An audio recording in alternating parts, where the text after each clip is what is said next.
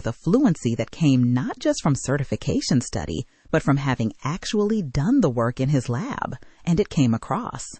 The second interview was a technical panel.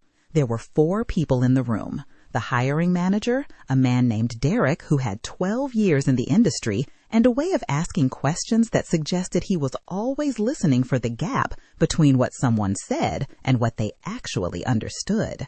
A senior detection engineer named Claudia, who barely spoke for the first 30 minutes, and then, when she did speak, asked one question that took Steven completely apart. Walk me through a time you built a detection that you later had to retire because it was generating too much noise. What did you learn from how you tuned it? It was not a question about certifications. It was not a question with a textbook answer.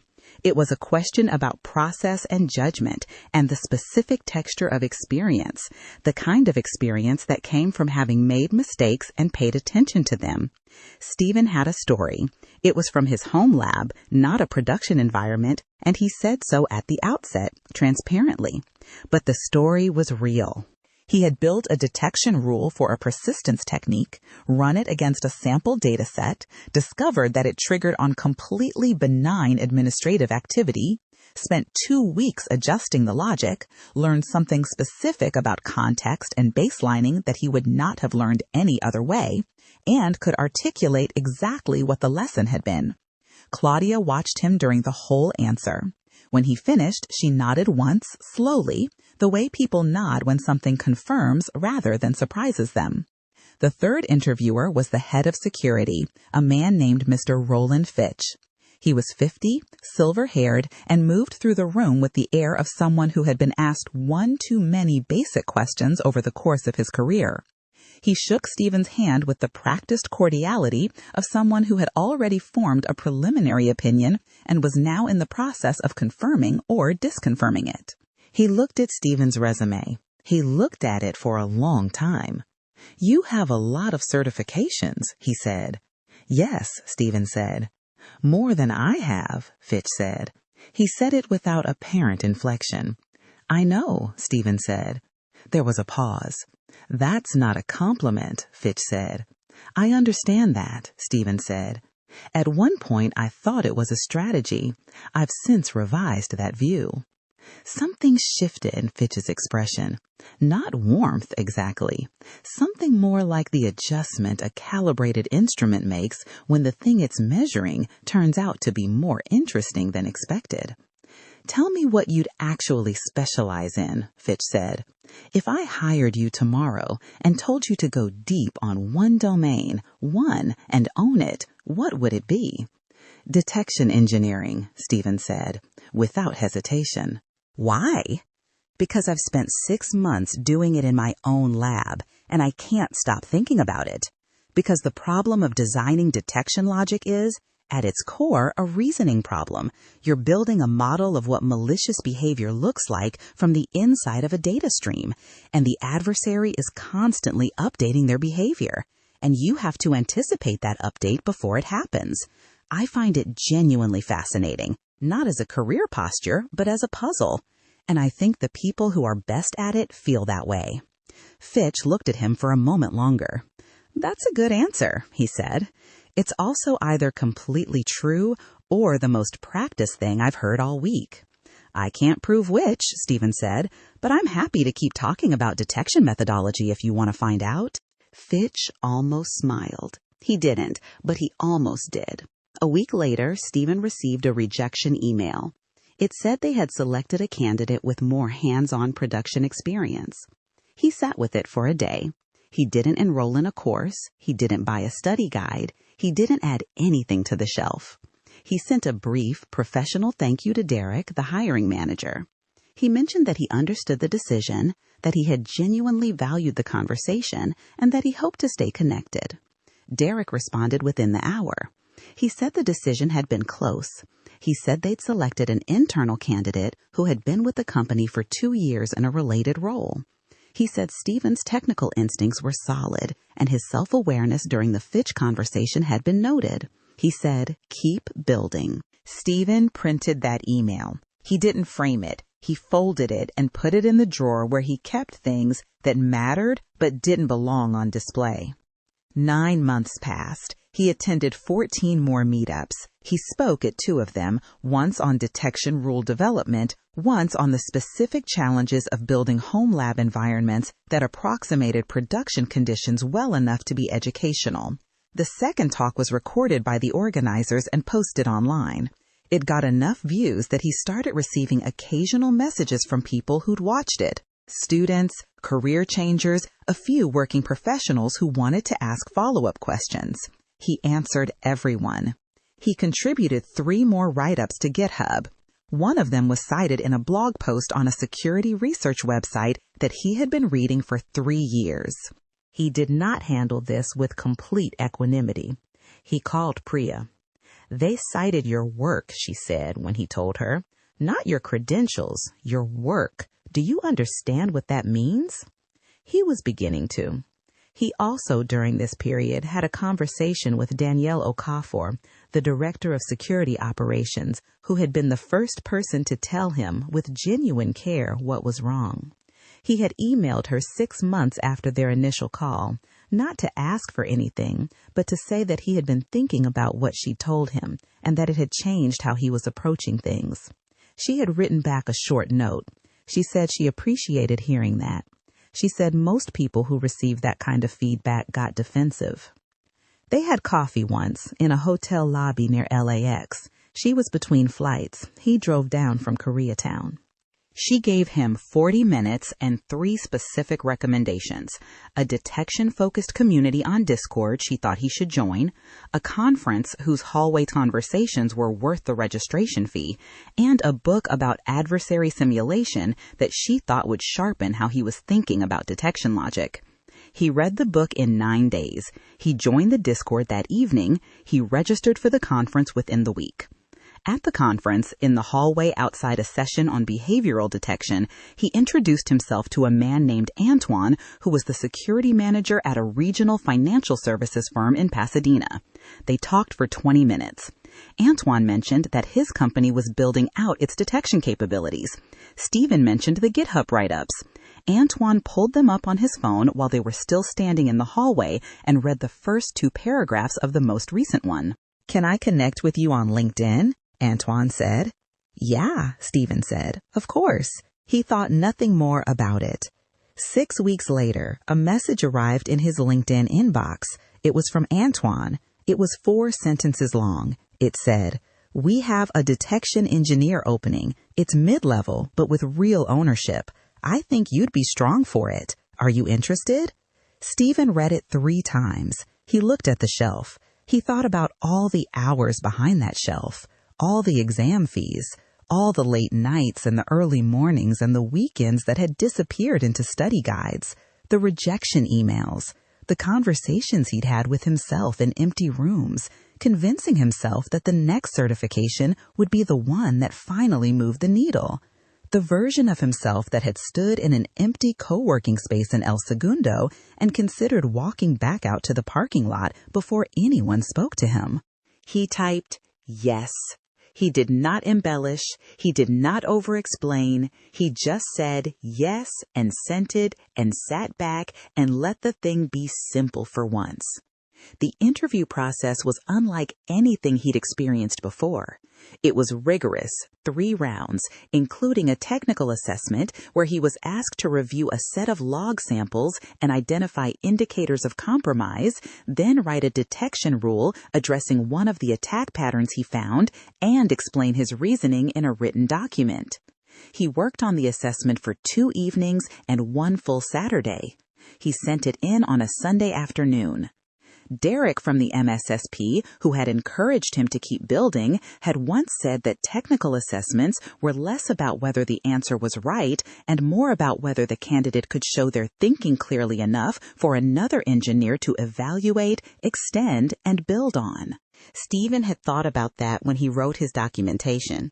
He wrote it as if he were handing it off to a colleague, not submitting it to a panel of judges. He would later be told that the quality of his documentation was what had separated him from the other final candidates, not his certification list, his documentation. His ability to communicate complex technical reasoning clearly enough that another person could pick up where he left off.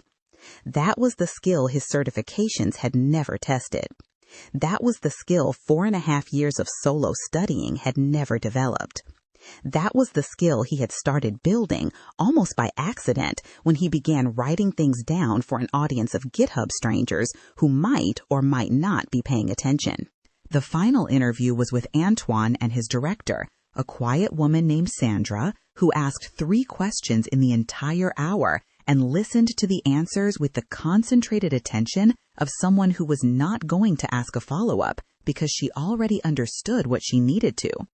The 3rd question was, why detection engineering? Steven didn't hesitate. Because it's the part of this work that feels like thinking, he said. Not just executing a process, actually thinking about what the attacker is trying to do and what evidence they can't help but leave, and how you recognize that evidence when it's buried in a million lines of noise. I find it genuinely fascinating. I've been working on it in my own lab for almost a year, and I still look forward to sitting down with it. That doesn't happen with things I'm not actually wired for. Sandra looked at him. That's it, she said. That's the whole answer. He wasn't sure if she meant he had answered correctly or that he had reached the end of the interview. It turned out to be both. The call came on a Thursday morning. He was at his desk. He was, in fact, building a detection rule, a real one, in his lab, trying to model a technique he'd read about in a threat intelligence report the previous weekend. His coffee was cold. He had forgotten to drink it. His phone rang. It was a 626 area code, Pasadena. Antoine's voice, "We'd like to offer you the position." Steven set down his coffee mug. He placed both hands flat on the desk. He looked at the shelf. He did not say anything for several seconds. "Steven?" Antoine said. "I'm here," he said. "Yes, absolutely yes. Thank you." He managed to write down the details, start date, salary, who to contact for the formal offer letter in a reasonably coherent manner. He thanked Antoine again. He ended the call. Then he sat in his apartment in Koreatown, alone, at 10:17 on a Thursday morning, and did not move for approximately 4 minutes. He thought about the first rejection, 11 hours after that application to the insurance company in Burbank. He thought about the shelf and what it had represented and what it had failed to represent. He thought about Danielle O'Coffer's careful voice telling him he was disconnected from the industry. He thought about standing near a cheese cube table in El Segundo, checking his phone, planning an exit. He thought about Priya saying, "You stop performing knowledge and start thinking." He thought about the GitHub strangers who had started showing up, about Marcus, the Cal State junior who'd said that was the best explanation of packet analysis he'd ever heard, about the 20 minutes in the conference hallway and a man who'd pulled out his phone to check whether the work was real. The certifications were real too. He didn't want to be unfair to them. They had given him a foundation. They had forced rigor on his early learning, the structure of it, the coverage of it, the vocabulary. He did not regret them exactly, but they had not been the door. They had been the hallway leading to the building where the door was located. He had mistaken the hallway for the destination and walked it back and forth for 4.5 years, collecting more and more accurate maps of its dimensions, while the actual door waited around the corner. He called his mother. She answered on the second ring, which meant she was awake and near the phone, which was how she always was when she was worried about something, and she was usually worried about something. "I got the job," he said. A pause, a long one. Then, "What job?" "The cybersecurity job, Mom, the one I've been trying to get." Another pause. "Finally," she said. He laughed. "Yeah," he said, "finally." He started in April. The first 3 months were disorienting in ways he had not fully anticipated. Production environments were nothing like home labs. The data was noisier. The constraints were more complex. Performance considerations, storage limits, alert fatigue on the society side, stakeholder expectations from teams that weren't security focused and didn't share the same vocabulary. He made mistakes.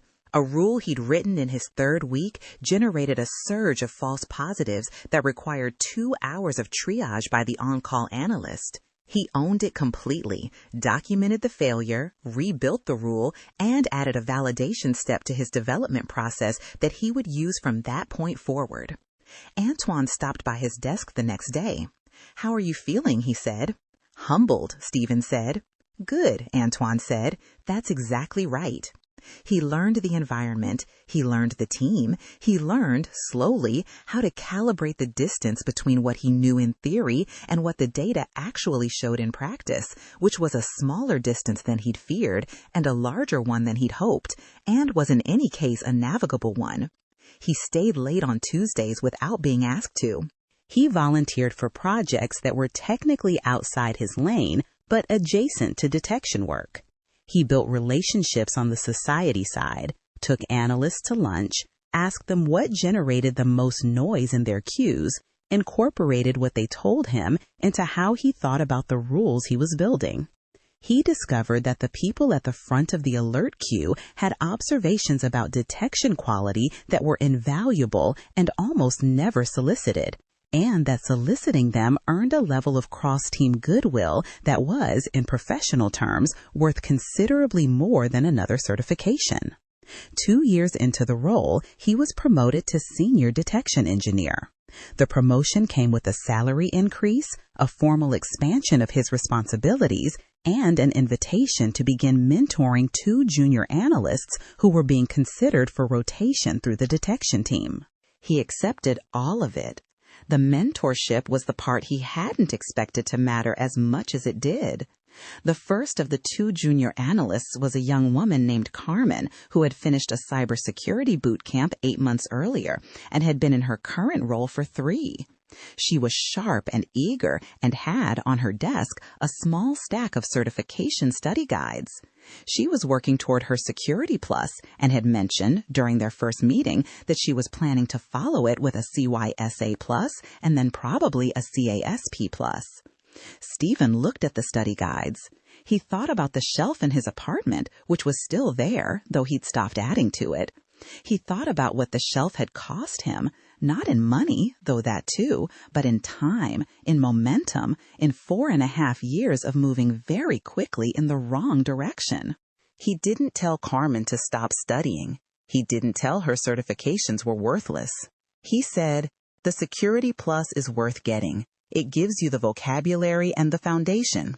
But I want you to think, before you register for the next one, about what you actually want to specialize in, not what you think you're supposed to want, what you find yourself thinking about when you're not being asked to think about anything."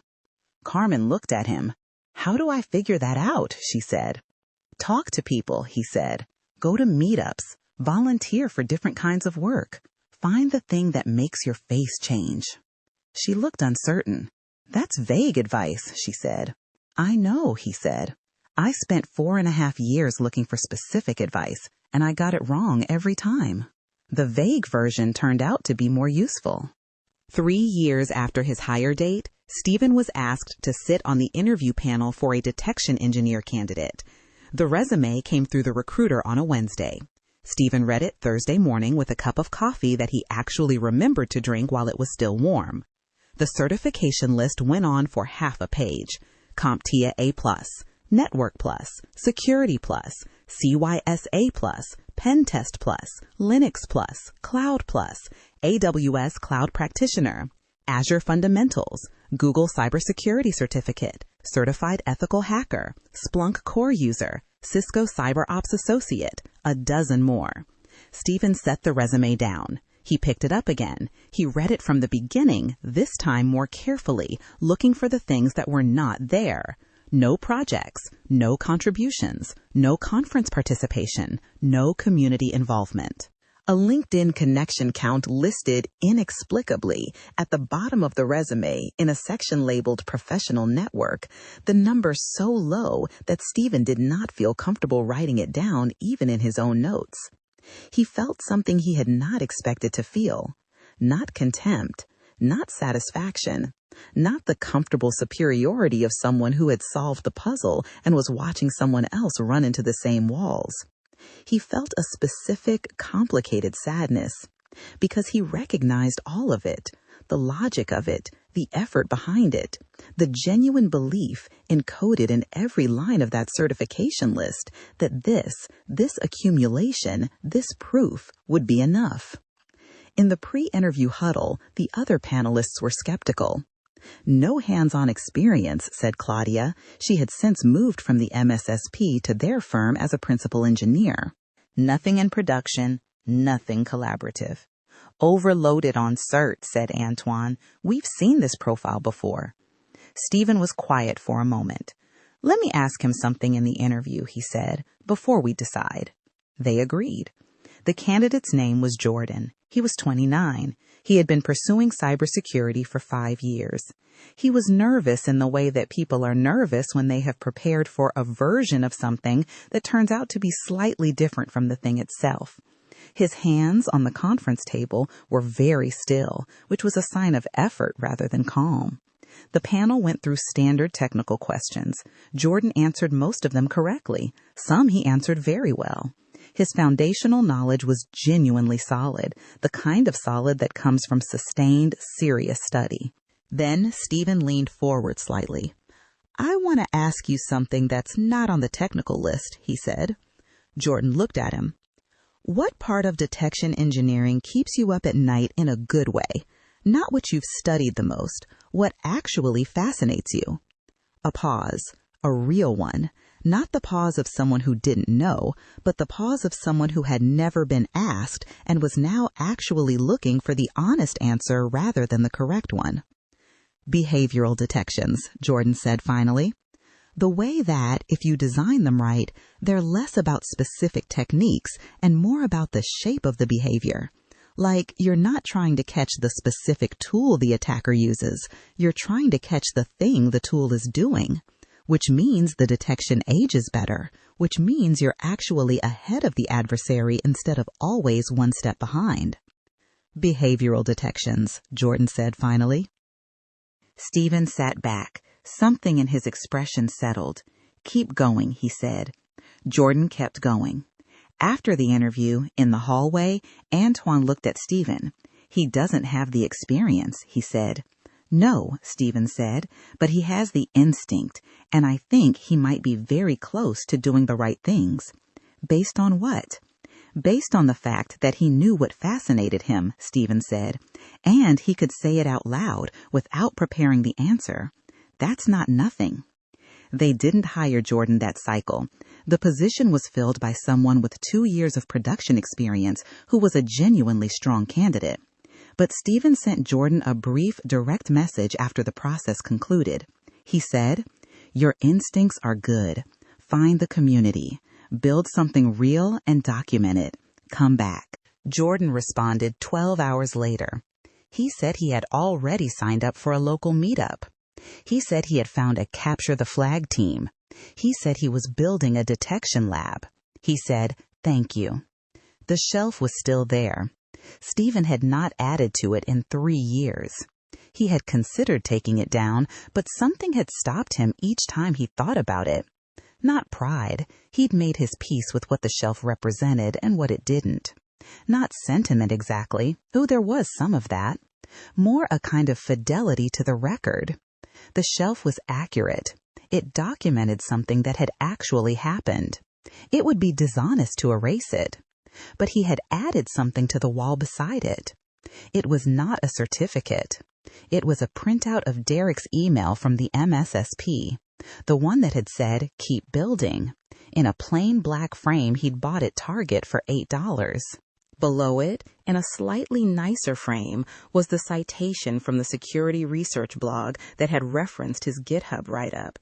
And below that, on a small piece of notepaper he taped directly to the wall without a frame, in his own handwriting, were 8 words Priya had said to him in a coffee shop in Culver City on a Saturday morning 3 years before.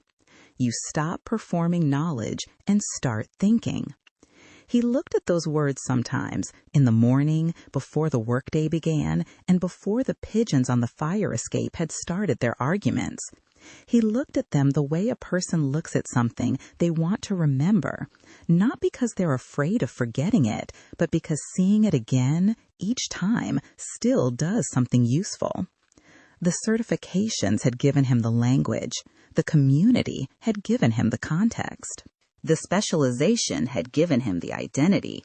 And the work, the actual, unglamorous, repetitive, sometimes frustrating, occasionally luminous work of building something and breaking it and building it better, that had given him everything else.